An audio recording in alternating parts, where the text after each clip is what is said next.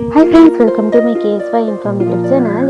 ಯಾರಾದರೂ ನನ್ನ ಚಾನಲ್ನ ಸಬ್ಸ್ಕ್ರೈಬ್ ಮಾಡ್ದೆ ನೋಡ್ತಾ ಇದ್ದರೆ ಪ್ಲೀಸ್ ಒಂದು ಸಬ್ಸ್ಕ್ರೈಬ್ ಮಾಡ್ಕೊಳ್ಳಿ. ಇಷ್ಟು ಈಸಿಯಾಗಿರುವಂತಹ, ಇಷ್ಟು ಸುಲಭವಾಗಿರುವಂತಹ ಚಿಕನ್ ರೆಸಿಪಿ ನೀವು ಯಾವತ್ತೂ ಟ್ರೈ ಮಾಡೇ ಇಲ್ಲ ಅಂತ ನಾನು ಅಂದ್ಕೊತೀನಿ. ಯಾಕಂದರೆ ಅಷ್ಟು ಸುಲಭವಾಗಿದೆ.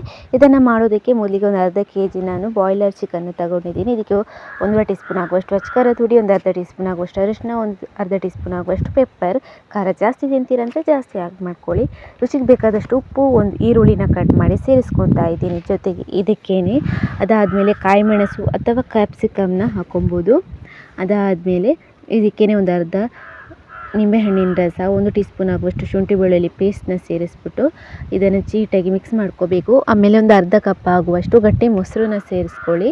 ನೀಟಾಗಿ ಇದನ್ನು ಮ್ಯಾರಿನೇಟ್ ಮಾಡಿಬಿಟ್ಟು ಒಂದು ಅರ್ಧ ಗಂಟೆ ಎತ್ತಿಟ್ಕೊಂಬಿಡಿ. ಆವಾಗ ಇನ್ನೂ ರುಚಿಯಾಗಿರುತ್ತೆ. ಆವಾಗವಾಗೇನು ಮಾಡ್ಕೊಬೋದು ದಿಢೀರಂತ ಮನೆಗೆ ನೆಂಟರು ಬಂದಾಗ.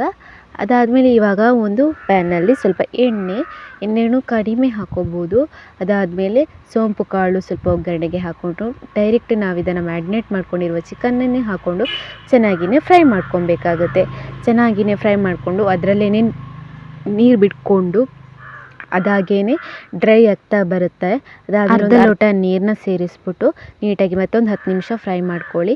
ಅದಾದಮೇಲೆ ಆ ನೀರು ಕಮ್ಮಿಯಾಗಿ ಸ್ವಲ್ಪ ಡ್ರೈ ಆಗ್ತಿದ್ದಂಗೆ ಮೇಲ್ಗಡೆ ಕೊತ್ತಂಬರಿ ಸೊಪ್ಪು ಹಾಕಿದರೆ ಆಯಿತು, ರೆಡಿ ಆಗುತ್ತೆ ಬೇಗನೆ. ಯಾಕಂದರೆ ಇದು ಬಾಯ್ಲರ್ ಚಿಕನ್ ಆಗಿರೋದ್ರಿಂದ ಬೇಗನೆ ಬೆಂದೋಗುತ್ತೆ, ಬೇಗನೆ ರೆಡಿನೂ ಆಗುತ್ತೆ. ನೀವು ಟ್ರೈ ಮಾಡಿ.